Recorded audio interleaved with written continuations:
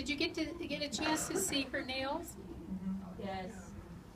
Did anybody get to feel her nails? Yeah. She feels pretty smooth, huh? Be careful. Yeah. No flirting. Yeah. No flirting. Okay, my fiance's not here, but your wife is. So I think we're in good shape. All right, what I like to do with these gold leaf or silver leaf, when you get it, it's so thin. I mean, this stuff is super, super thin. It just rips apart like nothing. It just flicks around. So what I do when I'm doing nails with this gold leaf stuff is I put a little bit to the side and I apply the whole piece on the nail. And what that does, it makes it a lot easier. How am I thinking? I'll show you guys how we pick it up. Dip your brush in the top coat, that way it's a little sticky. You can pick up your gold leaf with your brush. Do it on this bigger finger. Place the whole piece down. Pat it down on that sticky layer. And of course you don't want just that whole piece like that, right? You want to break it up a little bit. Just use your brush and you can break it all up. It's very soft. It's not a hard product. It's very soft. See how you can break that up? And I'm patting down while I'm breaking it up. I don't like it.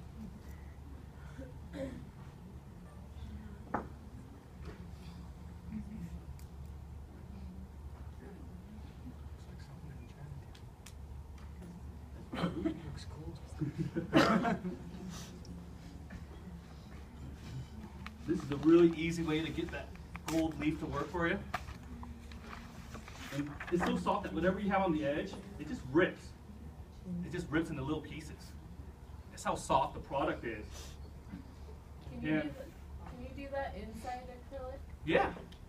You can do it inside acrylic and encase the whole thing. These little foils, you'll find them in OPI promotional kits. So we'll have like the little goodie deals where it comes with a little bit of something on the side. That's where you'll find these. This is a Gemini special here. This is just like a glitter powder here. And you can also use that on that sticky coat. And I also use a little bit of top coat to get a little bit of stickiness on the tip of my brush so I can pick some of this stuff up and spread it around wherever I want. So I can do like a little ombre glitter here. And it's really using the amount of pressure from the brush. So if I want stuff to spread more, I press harder. If I want to build more, press with very little pressure.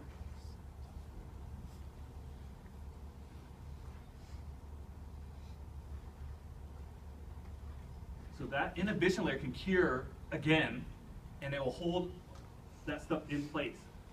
And whatever piece of gold, if I tilt the nail to the side enough, if I see any that are sticking up, just lightly press it down with your brush. Let's go ahead and apply a couple more. Good enough. Go ahead and cure. We'll put this on. How much do those lights run? That is not a question I can take. Danae, how much are the LED lights? The LED is on sale for $100 off, so it's $149. Wow. And that includes the light Whoa. with the... The True View. So you gotta get used to it. I know. You're sold out? They don't have any of It's them too late. anyway. Now it's a lifetime supply. Put it on your wish list so you know.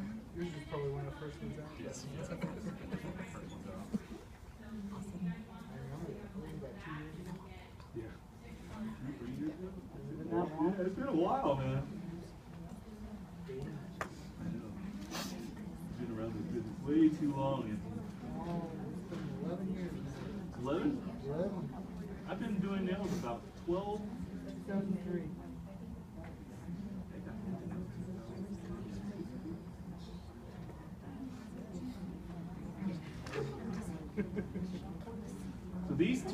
going to show you guys doing a couple of little simple things like flowers and skulls and stuff like that.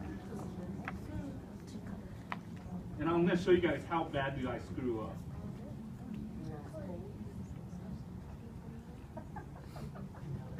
Yes, how to correct your screw up. You just don't leave it a screw up. Why they don't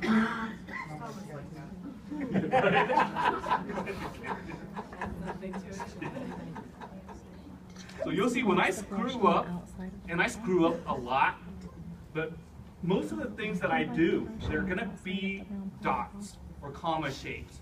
Little tiny shapes that we can all make. We can all do a dot, we can all do a little comma. So that I usually base my artwork off of that. And if you do screw up, it's just another design. And you can wipe it off when you screw up bad enough. But if you did it in nail lacquer or acrylic, a design in acrylic, and you really screw up, nobody's going to forgive you. The product sure as hell ain't. This product, when I screw this up, my product is still good underneath. Put a rhinestone on top. Hide it. Cover up that crooked petal with the rhinestone. Yes. You know all the styles. Are you wearing all them? Okay. I'm going to do 3 coats because I am going to remove that inhibition layer. Because I got a lot of screwing up to do here. So. What if you have a client that has ridges and wants that gel polish? Ridges, usually where the ridges, if it's a big ridge and it goes all the way down to the free edge, it could split there. And it usually does. But you don't have to buff it out to be thin. You can, but it's going to be weak. And we don't really recommend buffing all that off. You could actually just go, seriously, if you did a base, somebody that's really, especially your elderly clients that have very rich nails, if you do a base and serious 3 coats, it pretty much, just evens it out.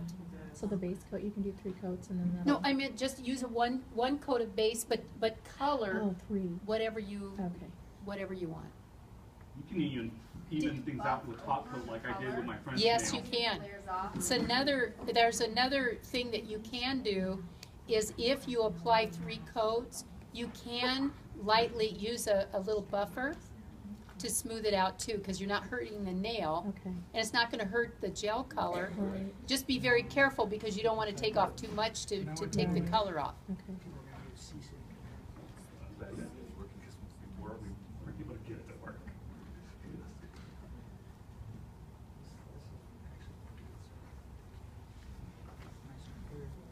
One of the things that I like better than rhinestones, and I like these so much better than rhinestones, we have these special colors that are really hard to polish on, like this one's called Chasing Rainbows.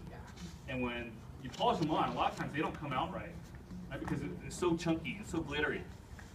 But you can always move it around with your brush too. You can paint it on. I'll show you an example. So when I polish this on, it doesn't, it's not where I want. It's too thick in the front. There's particles everywhere. Move it around, and you can even it all out with your brush that you got. You can even move it all the way down to the free edge to make an ombre with this. But these are great for flowers as well. And so that's why I like using these better than rhinestones, because these will never chip off. And yes, I didn't like that, the way that came out. So I like it. Now my nail's completely matte. And now we all know how to get that matte look, but it only works on them darker colors. Okay, so for those of you guys that are writing down notes on some of this stuff, this might be a really good time to do a little sketch or a little drawing of what I'm doing here with my dots. So what I'm going to do is a simple dot. Right, can we all do that? You can do another dot right next to it. So we have 2 dots. I cleaned off my brush, and now I'm just dragging these 2 dots towards their center.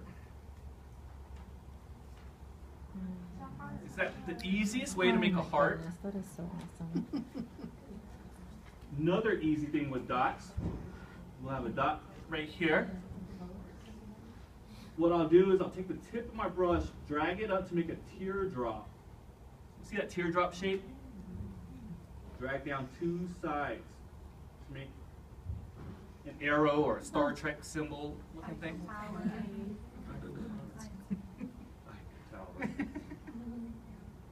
Pull out the 2 sides. Wow. And so it all starts off as a dot. Let's say your client doesn't like what you did. You get an Expert Touch White, saturate it in NAS 99. Remember, don't use cotton and don't use Bounty. You want something that's lint-free. Don't laugh. We've had people tell us they use it. Oh, Yeah. wow. The So many people are sheets, they cut the Bounty sheets. is the best. It's like, oh shit, you're gonna get lint everywhere. Yeah, it is the quicker picker upper. White. Now you're gonna notice that when you white, you don't have any more. This hair's already dry. You're not gonna mess this up. But you removed your design that you screwed up. So when you screw up, this will forgive you when you screw up. Just see how I'm rubbing it. I need to wipe it again because my oils are all over it now. Ugh. Yeah. Here's another really. No, your head. It's all right. He's not mine yet. We're gonna do a little tiny comma. Do the smallest comma you can make. Then do a backwards one. Don't let them touch each other, and then do it forward.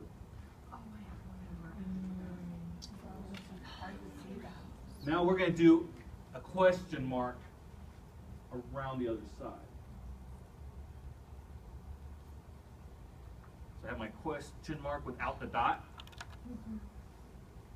2 teardrops. 1. And this one's going to be like a little awkward shaped teardrop. Okay, so that's going to be the center of your rose. Then you're just going to do bigger commas going all around.